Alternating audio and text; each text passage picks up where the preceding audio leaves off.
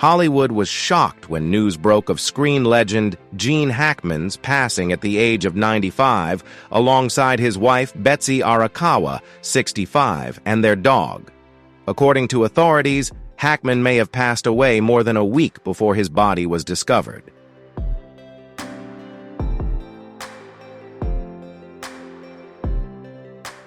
His passing not only saddened fans around the world, but also left a huge shock to those who worked closely with him in the film industry. One of the most deeply affected was Denzel Washington, at 70 years old. Washington has witnessed and experienced many events in his life, but the news of Hackman's death was something he couldn't have prepared for.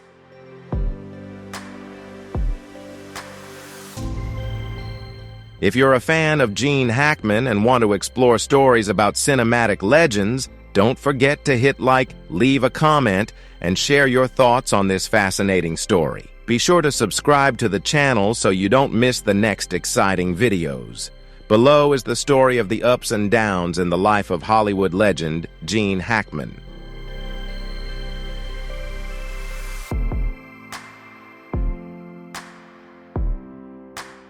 Hackman is a name synonymous with outstanding performances that have shaped the film industry for decades.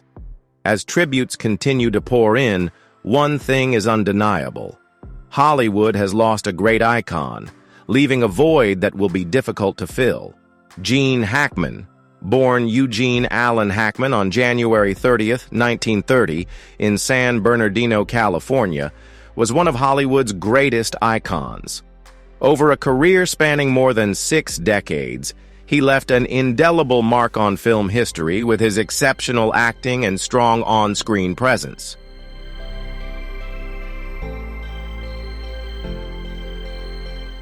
Hackman won 2 Academy Awards, 2 BAFTA Awards, 4 Golden Globes, a SAG Award, and a Silver Bear. His iconic performances in The French Connection and Unforgiven not only earned him Oscars, but also solidified his position as one of the greatest actors of all time. He was also nominated for an Oscar for his roles in Bonnie and Clyde, I Never Sang for My Father, and Mississippi Burning. Hackman faced many challenges and setbacks in his early years in Hollywood, but through persistence and determination, he rose to become a legend in the film industry.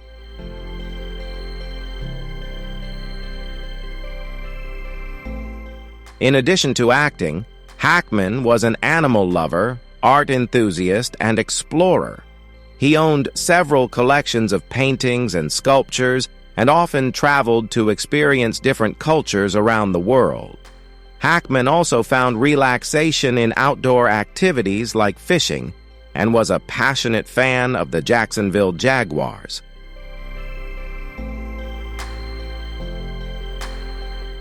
Despite his fame, Hackman kept his personal life private. He was married to Faye Maltz for over 3 decades and had 3 children, Christopher, Elizabeth, and Leslie. After their divorce in 1986, he married Betsy Arakawa in December 1991. Hackman's ancestry includes Dutch, English, and Scottish roots, and his mother, Anita Elizabeth, hailed from Sarnia, Ontario, Canada. Gene Hackman was not only a talented actor, but also an inspiration to many generations of artists. His contributions helped shape the film industry, leaving an irreplaceable legacy in the hearts of his fans.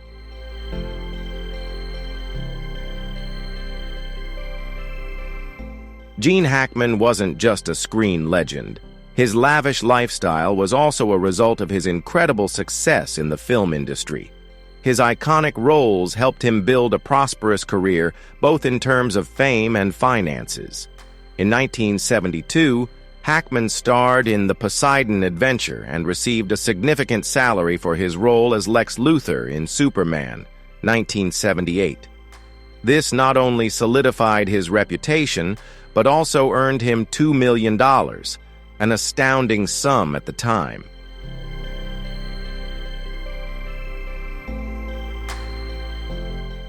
However, acting wasn't Hackman's only source of income. His deep, authoritative voice made him a sought-after figure in the advertising industry. particularly for campaigns like Lowe's Home Center, which helped elevate the company's brand value. With an estimated net worth of $80 million, Hackman had the financial freedom to pursue his personal passions.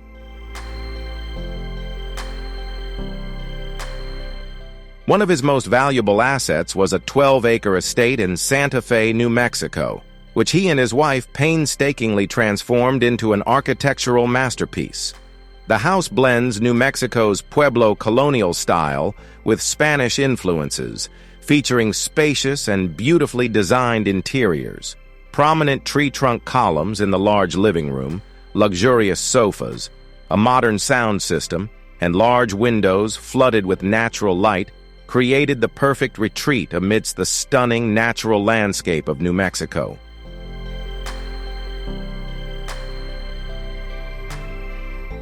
Before settling in Santa Fe, Hackman owned several valuable properties. In the 1980s, he lived on a 25-acre estate in Montecito, California, which he sold for $5 million in 1985. Many years later, the property was resold for a massive $25 million. Another of his homes in Pebble Beach, California, was listed for $79 million in 2012.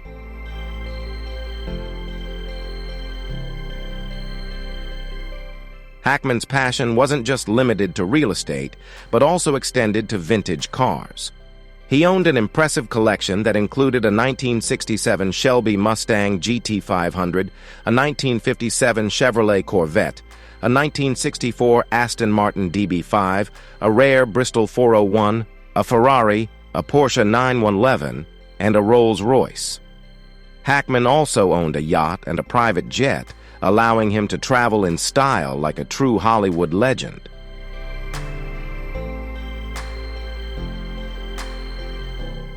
Gene Hackman was born in Danville, Illinois, where his passion for acting began at the age of 10. However, his path to Hollywood was far from smooth. At just 16, Hackman dropped out of high school in Storm Lake, Iowa, and falsified his age to join the U.S. Marine Corps for 4 years of service. As a combat radio operator, he learned discipline, which deeply influenced his acting style later on.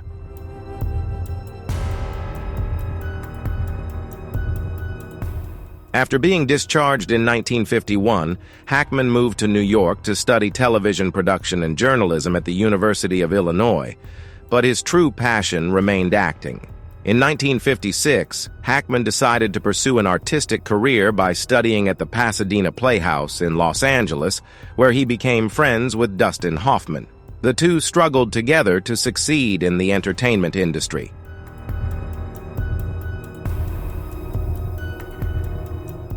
In 1957, Hackman moved to New York, sharing an apartment with Hoffman and continuing to take on small roles in theater. His efforts paid off in 1958 when he landed a role in the off-Broadway play Shara. By 1961, he made his big-screen debut in Mad Dog Cole and had a role in the TV series Tallahassee 7000. However, his real breakthrough came in 1964 when director Robert Rossen gave him the lead role in Lilith, bringing Hackman closer to Hollywood.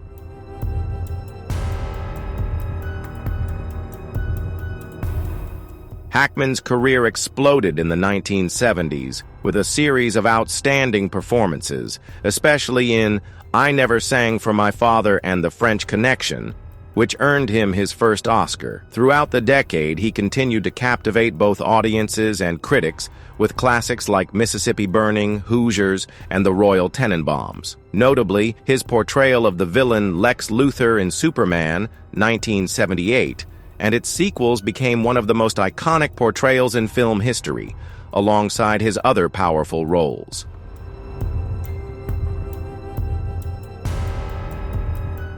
Hackman also demonstrated his versatility by smoothly transitioning between action, drama, and comedy. His final film, Welcome to Mooseport, 2004, marked the end of his illustrious career spanning over 40 years. While fans always hoped for his return, Hackman chose to step away from the spotlight to pursue a newfound passion for writing. He published several novels, including Payback at Morning Peak, 2011, and Pursuit, 2013, proving his storytelling talent extended beyond the screen and onto the page.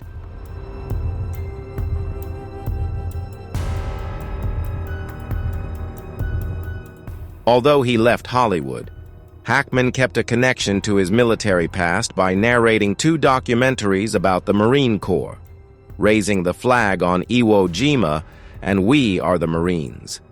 This contribution not only showed his respect for his roots, but also allowed him to continue inspiring younger generations.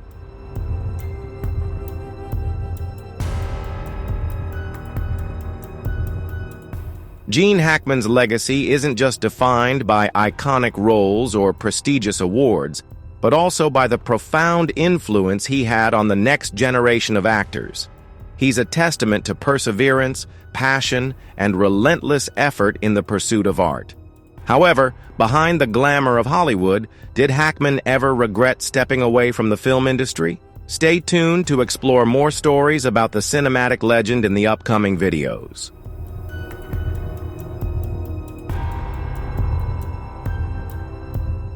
When Hackman decided to pursue acting, he couldn't foresee the sacrifices he would have to make. Hollywood demanded not only talent and perseverance, but also an endless cycle. In 1956, Hackman was still an unknown struggling to make ends meet, but he was fortunate to have something more precious than anything else. Faye Maltz, a woman who believed in him even when the world doubted. They married and built a modest life together, raising 3 children, Christopher, Elizabeth, and Leslie.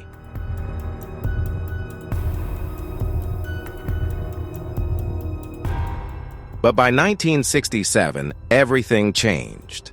Hackman's breakthrough role in Bonnie and Clyde earned him an Oscar nomination and opened the door to becoming a Hollywood star.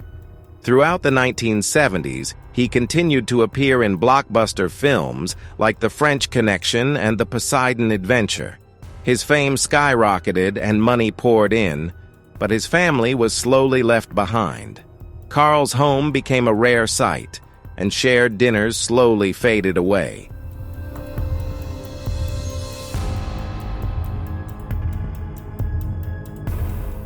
Hollywood took him far from his home, and Faye, his wife, patiently waited, hoping things would change. However, that never happened. After 30 years together, they quietly divorced in 1986. Years later, Hackman admitted, "I was gone too long," but his regret didn't stop there. If you're surprised and curious about the next developments in the story we're telling below, leave a comment with the number 1. If not, leave a comment with the number 0. Now let's continue the story.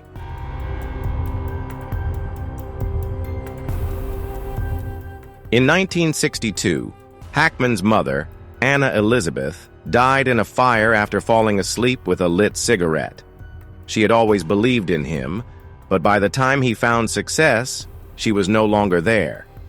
If there was one film he wished she could have seen, it would have been I Never Sang for My Father, 1970, a work that marked his life at that time.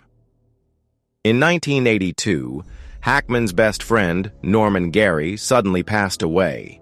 The loss not only left a void in his heart, but also sparked rumors about financial struggles.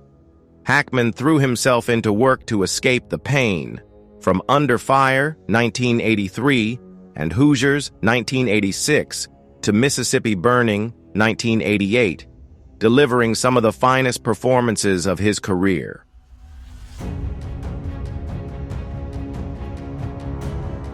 But amidst the loss and chaos of life, he found peace with Betsy Arakawa, a classical pianist completely unrelated to the glamorous world of Hollywood.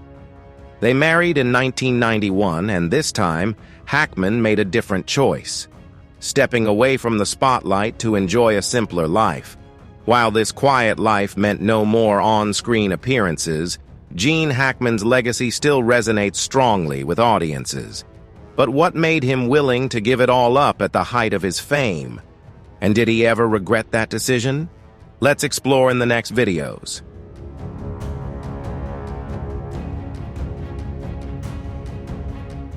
In 2004, Gene Hackman sat down with Larry King and Ed L. to share his thoughts on fame. Warren Beatty is a star, Robert Redford is a star, Brad Pitt is a star, but I never thought of myself that way. Despite his humility, Hackman remains one of the greatest actors in Hollywood history. He left such a lasting mark that even today many artists admire and cherish his legacy.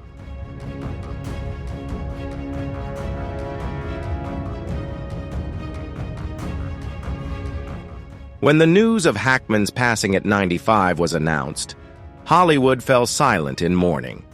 Tributes poured in from colleagues who had worked with him, as well as from those who admired him from afar.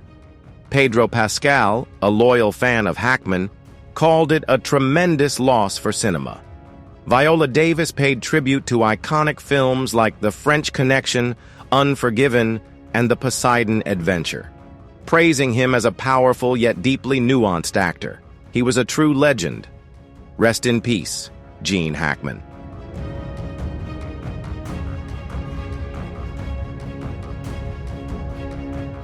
Although Hackman retired in 2004, his influence has never faded.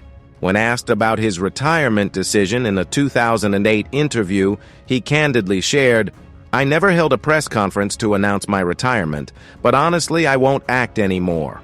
I don't want to do it anymore." In an industry where many actors pursue their careers until the end of their lives, Hackman's decision was rare. While Christopher Plummer once declared, "I'd rather die on stage," Hackman chose to leave at the right moment.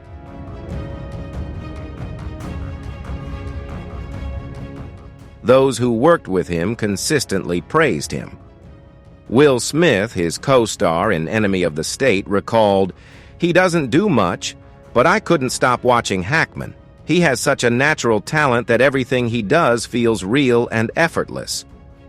Clint Eastwood, director of Unforgiven, called Hackman an intense and instinctive actor, while Morgan Freeman, who worked with him in both Unforgiven and Under Suspicion, praised Hackman as a generous artist who always elevated his co-stars. Kevin Costner, who worked with Hackman, recalled a moment when he pulled Hackman aside on set and said, "Watching you fight for this role, it reminded me of myself early in my career."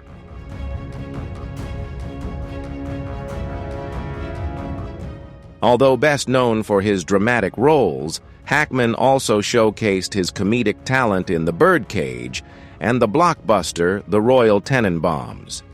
Nathan Lane called it an honor to work with him, while Gwyneth Paltrow, who played his daughter on screen, simply posted a broken heart emoji as a tribute.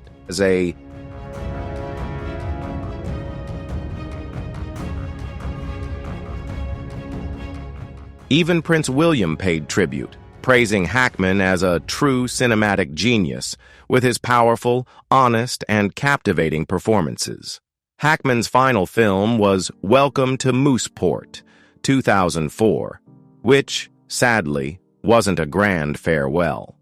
When asked in a 2011 interview if he would consider returning to the screen, Hackman humorously replied, "Maybe if I could make a film at home without anyone bothering me."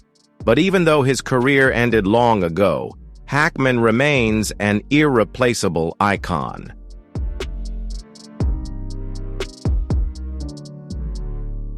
Josh Brolin once said Hackman always marched to the beat of his own drum. He gave everything to cinema, and in the last 20 years of his life, he embraced the privacy he truly deserved. For someone who never considered himself a star, the gratitude from Hollywood is a testament to Gene Hackman's legendary status. Gene Hackman and Denzel Washington, two legends, two Hollywood icons, may have only appeared together once on screen in Crimson Tide, 1995, but their connection goes far beyond that film.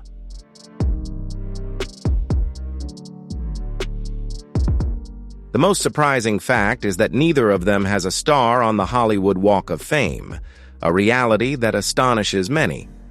Both Hackman and Washington have a deep passion for historical stories.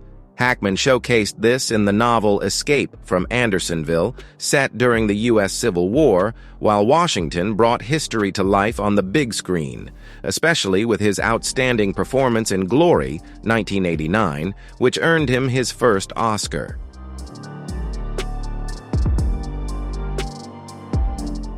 In addition, both made their mark in the Western genre.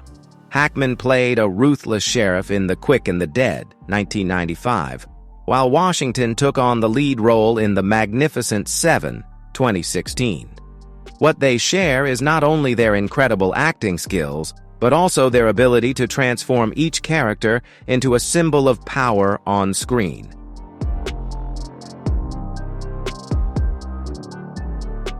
With 2 Oscars each in their careers, Hackman and Washington are among the rare actors who have succeeded in both positive and negative roles. Hackman won awards for The French Connection, 1971, and Unforgiven, 1992, while Washington made a mark with Training Day, 2001. Their versatility and depth in acting have made them 2 of the most renowned names in Hollywood.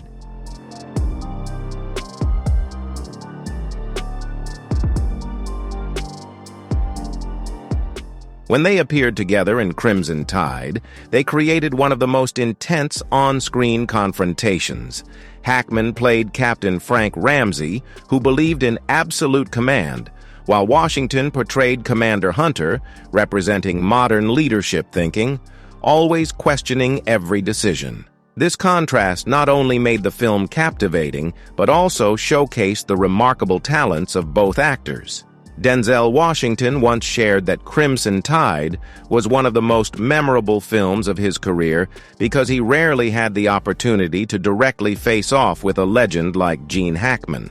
Working with Gene was amazing, and facing him directly on screen was the most exciting part of making Crimson Tide, Washington recalled.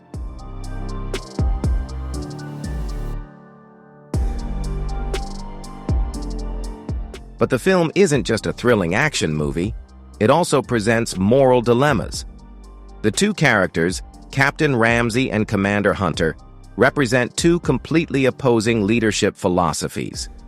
In Scene T, when their nuclear submarine receives an ambiguous order related to an attack, Ramsey believes immediate action is necessary, while Hunter calls for caution and verification of the information. Their intellectual battle isn't just about life and death, it also pulls the audience into a whirlwind of confusion. Who's right? Who's wrong? And what are the consequences of making the wrong choice?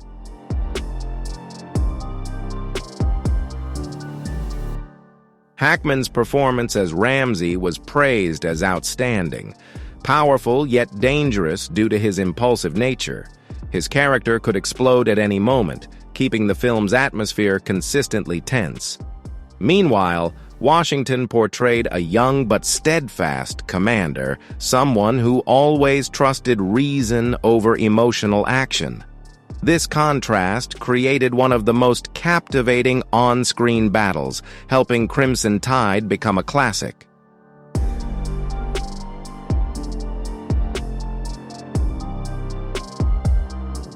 Although the film was warmly received by audiences and critics, the U.S. Navy refused to support its production, believing that its content did not accurately reflect military leadership. However, this did nothing to diminish the film's appeal. In fact, it only made audiences more curious. In the end, Crimson Tide became one of the most memorable military films of the 90s. Denzel Washington and Gene Hackman worked together only once in Crimson Tide, but their collaboration left a lasting impression on fans.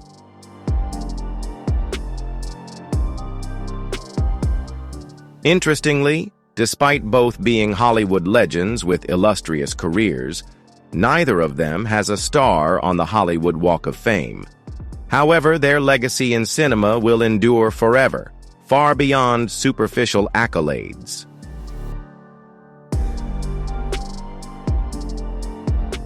Thank you for taking the time to watch the video.